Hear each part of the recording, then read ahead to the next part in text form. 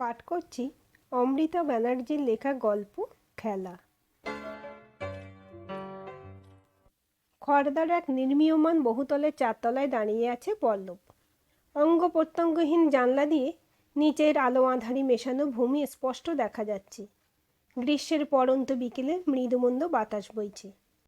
জমির দিকে তাকিয়ে বাতাস গায়ে মাখতে পল্লবের বেশ লাগছে। অবশ্য বুকের ভিতর চলছে দূরদূরানি। মন মাঝে মধ্যে দুর্বল হয়ে পড়ছে। পর মুহূর্তে চন্দ্রিকার কথা মুঠোয় ভরে সাহস সঞ্চয় করছে সে। চন্দ্রিকা প্রতি মুহূর্তে বলেছে, তুই পারবি, পারতে তোকে হবেই। শেষ দানে জিত তোর নিশ্চিত।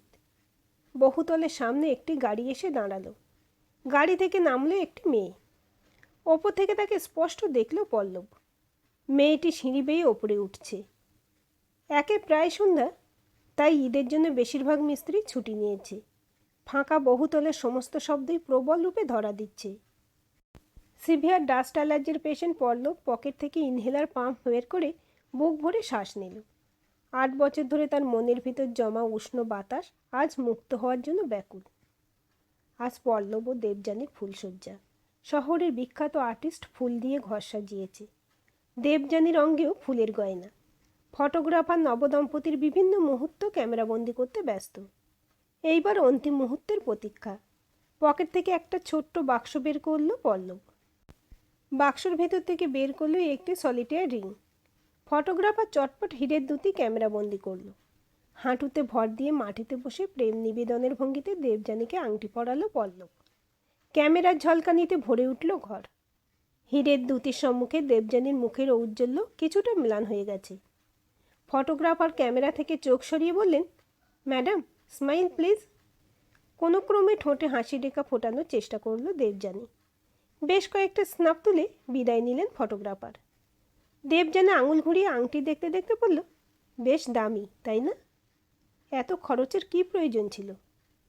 সেভিংস ভেঙে নিজের জীবনসঙ্গিনীকে নতুন জীবনের প্রথম রাতে উপহার দেওয়ার জন্য এই বহুমূল্য আংটি গড়িয়েছে পল্লব। আলতো করে দেবযানীর কাঁধে হাত রেখে পল্লব বলল, আজ আমাদের জীবনের বিশেষ দিন। আজকের দিনটা স্মরণীয় করে রাখার জন্য এটুকু তো করতেই হবে। তাছাড়া তোমার থেকে তো আর বেশি মূল্যবান নয় এই আংটি। বাইরের লোকের সামনে এত দামি জিনিস বের করার প্রয়োজন ছিল না। কার কি মতলব আছে বলা যায় না, গম্ভীর গলায় বলে দেবযানী। ভুল ধারণা মনের মধ্যে পোষণ করো না। ফটোগ্রাফাররা ভীষণ প্রফেশনাল হয়, বাজে প্রবৃত্তি ওদের মনে থাকে না। আলতো করে দেবযানীর কপালের উপর পড়া চুল সরিয়ে দেয় পল্লব। দেবযানীর গলার মালা খোলার জন্য হাত বাড়ায়। দেবযানী পল্লবের হাত সরিয়ে দিয়ে বলে, আমি কাপড় পাল্টে আসছি, খুব ক্লান্ত লাগছে, আলো নিভিয়ে দাও। দেবযানীর স্বরে রুক্ষতা পল্লবের মনে ধাক্কা দেয়। দেবযানী ও পল্লবের অ্যারেঞ্জ ম্যারেজ। খবরের কাগজের মাধ্যমে উভয়ের পরিবারের যোগাযোগ। পল্লব হাওড়া নিবাসী সচ্ছল পরিবারের সন্তান। পরিবারে আছেন বাবা, মা এবং এক বোন। পল্লব মুম্বাইয়ের কর্পোরেট সেক্টরে কাজ করে। দেবযানী পাঁশকুড়া নিবাসী এক ছোট ব্যবসায়ী পরিবারের 3 সন্তানের মধ্যে বড়। সে কোনো ক্রমে গ্র্যাজুয়েশনের গণ্ডি উতরেছে। উপার্জন করার বিশেষ ইচ্ছে তার নেই। সংসারেই সে সুখী। পল্লবের মা পুত্রবধূরূপে এমন একটি মেয়ের খোঁজেই ছিলেন। অ্যারেঞ্জ ম্যারেজ হলেও বিয়ের আগে প্রায় রোজই উভয়ের মধ্যে ফোনে কথা হতো। দেখাও হয়েছে বার্থডে। পল্লবের মনে জন্ম নিয়েছে ভালোবাসা। দেবযানীর তরফে ভালোবাসার অঙ্কুরোদ্গম হয়েছে কিনা তা পল্লব বুঝতে পারেনি। তবে বন্ধুত্বের ঊর্ধ্বে একটা বিশেষ সম্পর্ক যে পরিণত হচ্ছে সে বিষয়ে নিশ্চিত ধারণা ছিল। কিন্তু একটু আগে দেবযানীর রুক্ষ ব্যবহার পল্লবকে হঠাৎ বিষণ্ণ করে তুলেছে। কারণ সে নিজেই বুঝতে পারছে না। নতুন জায়গা, নতুন সম্পর্ক, মেয়েদের মানিয়ে নিতে একটু তো সময় লাগবেই। মনকে বোঝায় পল্লব। সকালবেলা পল্লবের মা দুজনের চা ঘরে দিয়ে গেছেন। টেবিলে ট্রে রাখার আওয়াজে দেবযানীর ঘুম ভাঙে। ঘড়িতে সকাল 8টা। পল্লব বলে, গুড মর্নিং। মা চা দিয়ে গেছে, খেয়ে নাও। আমার সকালে চা খাওয়ার অভ্যাস নেই। মা যেন কাল থেকে আর কষ্ট না করেন। তুমি কি খাও মাকে বলে দিও। মেয়েদের বিয়ের পরে নিজের ইচ্ছের কথা সবসময় বলতে নেই। এইভাবে কথা বলছো কেন? তুমি কি কারোর কথায় কষ্ট পেয়েছো? না, কিছু হয়নি। একটা অনুরোধ ছিল, ঘরের ফুলগুলো সরিয়ে দিলে ভালো হয়। বাসি ফুলের গন্ধে আমার গা গুলোয়। ফুলশয্যা রাতের পরে পেরিয়ে যায় 4 দিন। এই 4 দিনে দেবযানী কিছু সময় পল্লবের মায়ের সঙ্গে টুকটাক গল্প করে এবং বাকি সময় নিজের ঘরেই কাটিয়েছে। পল্লবের বোন চন্দ্রিকা দেবযানীর সমবয়সী হলেও উভয়ের মধ্যে সখ্যতা গড়ে ওঠেনি। খোলামেলা স্বভাবে চন্দ্রিকাকে দেবযানী এড়িয়ে চলে। পল্লবের সঙ্গেও কিছু নিয়মমাফিক বার্তালাপ ছাড়া বিশেষ কোনো কথাবার্তা হয়নি। শুধু একদিন রাতে শোয়ার পর দেবযানী জিজ্ঞাসা করেছিল, মুম্বাইয়ের ফ্ল্যাটের মালিক কি তুমি? একদমই নয়, বিয়ের আগেই তো তোমাকে বলেছিলাম আমি কোম্পানি দেওয়া ফ্ল্যাটে থাকি। এত বছর চাকরি করছো আর একটা ফ্ল্যাট কেননি? মুম্বাইয়ের মতো এক্সপেন্সিভ শহরে ফ্ল্যাট কেনা সহজ নাকি? ভাই তো চাকরির চেষ্টা করছে, মুম্বাইয়ে চাকরির জন্য গেলে তোমার ফ্ল্যাটে থাকতে পারে? কোম্পানির কোনো আপত্তি হবে না? অবশ্যই পারে, এতে আপত্তি কিসের? তাছাড়া আইনত এখন যা আমার তাই তোমার। অষ্টমঙ্গলায় শ্বশুরবাড়িতে গিয়ে এক নতুন দেবযানীকে আবিষ্কার করে পল্লব। ভীষণ প্রাণবন্ত, সারাদিন পাখির মতো মা আর বোনের সঙ্গে কথা বলেই চলেছে। ছিন্নমূল চারাগাছের জন্মস্থানে ফেরার উচ্ছ্বাস দেখে উৎফুল্ল হয় পল্লব। কিছুটা হলেও উপলব্ধি করে বিবাহিত মেয়েদের মানসিক যন্ত্রণা। শ্বশুরবাড়িতে পল্লব যথেষ্টই জামাই আদর পায়। শাশুড়িমা 4 বেলা জামাইকে মন ভরিয়ে খাওয়ান। শ্বশুরমশাইয়ের সঙ্গে চলে গল্প, শালাশালির সঙ্গে ইয়ার্কি। রাত্রিবেলা অন্ধকার ঘরে পাশাপাশি শুয়ে আছে পল্লব ও দেবযানী। উভয় নির্বাক, দুজনের মধ্যে বিরাজমান অদৃশ্য আস্তরণ। হঠাৎ আস্তরণ ছড়িয়ে পল্লবের বুকের উপর মাথা রেখে দেবযানী বলে, জানি গত কয়েকদিনে আমার ব্যবহারে তুমি ভীষণ কষ্ট পেয়েছ। আসলে তোমাদের বাড়িতে যাওয়ার পর থেকে আমার নিজেকে ভীষণ ছোট মনে হচ্ছিল। তোমরা প্রত্যেকে কত শিক্ষিত, তোমাদের আত্মীয় স্বজন বিদেশে থাকেন, তোমার বোন দিল্লিতে MBA পড়ে, আর আমি পাস মার্কসটুকু পেয়ে গ্র্যাজুয়েশন উতরেছি। বোনটারও আমার মতোই দশা। ভাইটা BCA পাশ করেছে ঠিকই, কিন্তু রেজাল্ট ভালো নয়, এখনও চাকরি জোটাতে পারেনি। উপরন্তু তুমি আবার অত দামি একটা আংটি উপহার দিলে। আমার পরিবারের তো তোমাকে হিরে দেওয়ার সামর্থ্য নেই, তাই ভীষণ লজ্জা করছিল। দেবযানীর মাথায় আলতো করে হাত রেখে পল্লব বলে, তুমি মিথ্যে এত কষ্ট পেলে। আমি দাঁড়িপাল্লায় সমস্ত চিন্তাভাবনা চাপিয়ে সম্পর্কের বিচার করি না। তোমাকে ছোট মনে করলে কি বিয়েতে রাজি হতাম? মনে রাখবে, ভালো খারাপ মিলিয়ে সবটা আমাদের, কেউ বড় নয়, কেউ ছোট তো নয়। পল্লবের বুকে মুখ গুঁজে দেবযানী। দেবযানীকে বাহুডোরে বাঁধে পল্লব। দুইটি শরীর সমস্ত দ্বিধা মান অভিমান ভুলে মিলিত হয়। পল্লবের বাড়িতে ফিরে আসে প্রাণবন্ত দেবযানী। ভীষণভাবে মিলেমিশে যায় পরিবারের সকলের সঙ্গে। দেখতে চাই বিয়ের অ্যালবাম। চন্দ্রিকা বলে, বৌদি, অ্যালবাম পেতে তো একটু সময় লাগবে, তবে ফটোগ্রাফার দাদা সমস্ত সফট কপি দিয়ে গেছে, চলো ল্যাপটপে দেখাই। ওসব সফট কপি আমি বুঝি না বাপু, আমার আসল জিনিস চাই। অ্যালবাম এলে বলো। 2 দিন পরে উভয়ে মধুচন্দ্রিমায় মন্দারমণি বেড়াতে যায়। সন্ধেবেলা সমুদ্র সৈকতে নির্জন প্রান্তে হাতে হাত রেখে বসে আছে পল্লব ও দেবযানী। উভয়ের মাঝে বিরাজমান কেবল ঢেউয়ের আছড়ে পড়ার শব্দ। কিছুক্ষণ পরে নীরবতা ভঙ্গ করে পল্লব বলে, কি হলো, চুপচাপ কেন? না, তোমার মুড খারাপ করতে চাই না, প্লিজ নাটক করো না, স্পষ্ট করে বলো কি হয়েছে। বাবার কথা ভেবে চিন্তা হচ্ছে। কেন? উনি তো সুস্থই আছেন। মনের অসুস্থতা কি আর বাইরের থেকে বোঝা যায়? ঠিক বুঝলাম না। জানোই তো, শাড়ির দোকান থেকে আহামরি কিছু উপার্জন হয় না। বাবার যেটুকু সঞ্চয় ছিল তা আমার বিয়েতে প্রায় শেষ। ভাইটাও এখনও চাকরি পায়নি। বোনের বিয়ের ব্যবস্থা তো করতে হবে। কয়েক জায়গা থেকে সম্বন্ধ আসা শুরু হয়েছে, কিভাবে যে বাবা সব সামলাবে জানি না। আহা, এত চিন্তা করছো কেন? আমি তো আছি। জামাইয়ের থেকে সাহায্য আমার পরিবার নেবে না। ওইসব পুরনো চিন্তাভাবনা ছাড়ো। এখন তো আমরা সবাই এক। আমার পরিবারের কোনো সমস্যায় তুমি পাশে থাকবে না? তোমার বোনের বিয়ের গয়নার দায়িত্ব না হয় আমরা নিলাম। সত্যি? কবে গড়াতে যাব আমরা গয়না? এত তাড়া কেন? বোনের বিয়ে তো এখনও ঠিক হয়নি। তাছাড়া সদ্য আমাদের বিয়ে হলো, প্রচুর খরচ হয়েছে। একটু গুছিয়ে গয়নার কাজে নামা যাবে। ভুলে যাবে না তো? তোমার কি আমার ওপর ভরসা নেই? পল্লবের কাঁধে মাথা রাখে দেবযানী। 2 মাস হলো মন্দারমণি থেকে ফিরে এসেছে পল্লব ও দেবযানী। আপাতত 4 মাস কিছু কাজ থাকায় পল্লব কোম্পানির কলকাতার অফিস থেকে কাজ করছে। চন্দ্রিকা দিল্লিতে ফিরে গেছে অনেক দিন। সামনে তার পরীক্ষা। দেবযানী পল্লবের মায়ের সঙ্গে টুকটাক কথা বলে, বাকি সময়টা নিজের ঘরে বিয়ের অ্যালবামের পাতা উল্টে কাটায়। মাঝে মধ্যে খবরের কাগজ পড়ে। ঘরকন্নার কাজ দেবযানী সেইভাবে পারে না। পল্লবের মা ওকে সবজি কাটা অথবা বিছানার চাদর পাল্টানোর মতো কিছু হালকা কাজ করতে বলেন।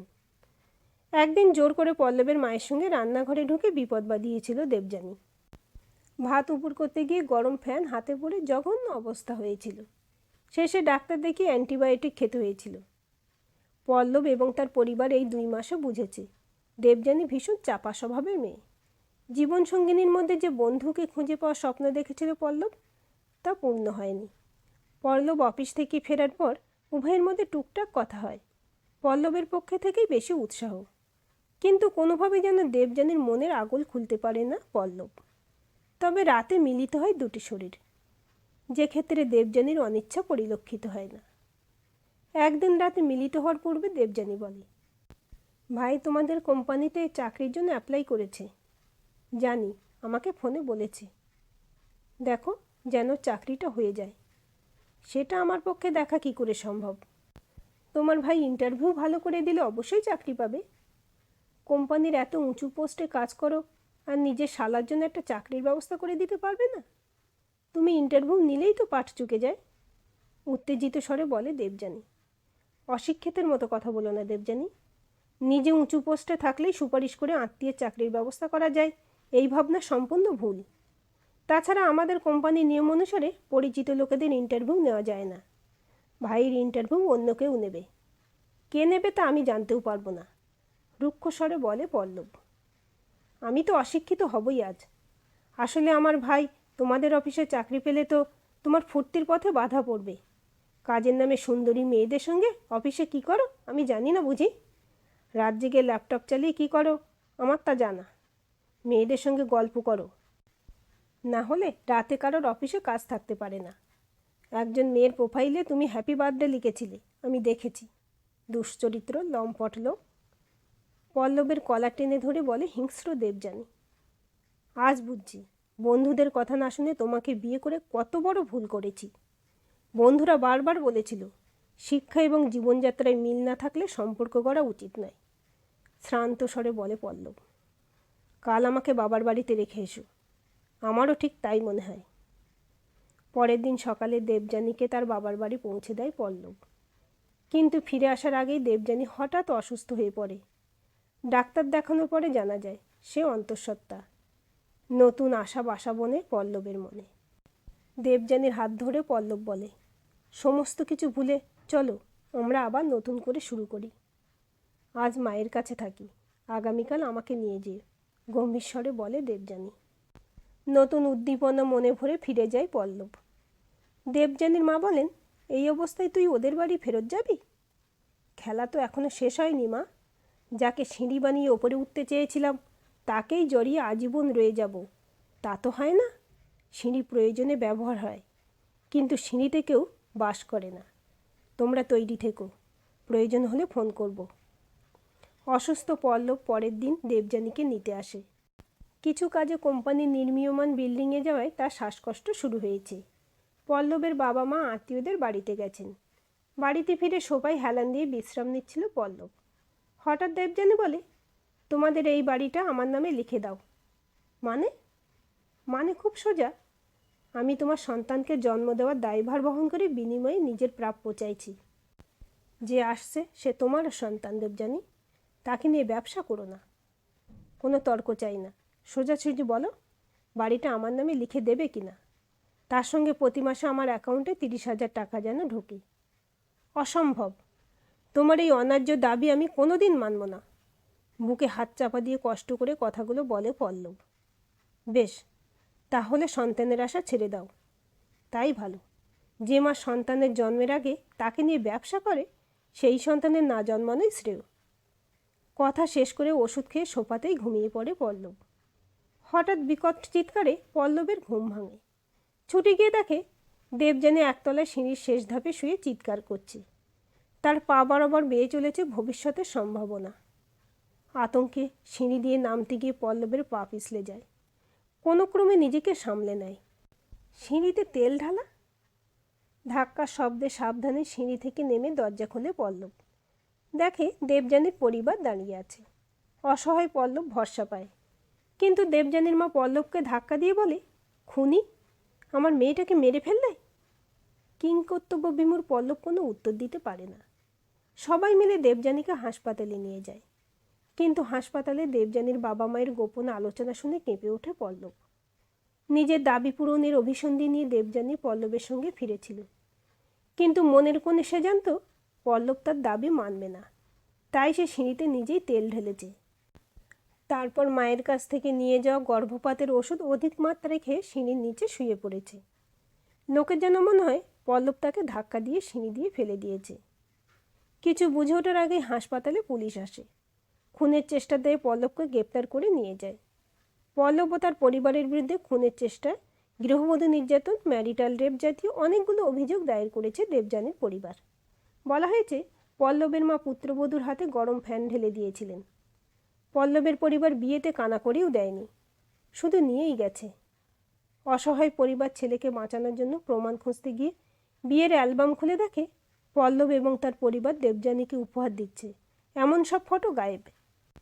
পল্লবের বাবা মা নির্দোষ সন্তানকে বাঁচানোর ভিক্ষে চেয়ে দেবযানীর পরিবারের পায়ে ধরে। ছেলের মুক্তির বিনিময়ে তাদের সমস্ত সেভিংস দেবযানীর নামে লিখে দিতে হয়। মুক্তি পায় পল্লব। কিন্তু ততদিনে সমাজে তার নামে কুৎসা উঠে গেছে। খবর পৌঁছেছে তার অফিস পর্যন্ত। চাকরি থেকে পল্লবকে বরখাস্ত করা হয়েছে। এর কিছুদিনের মধ্যেই পল্লবের মৃত্যুর খবর ছড়িয়ে পড়ে।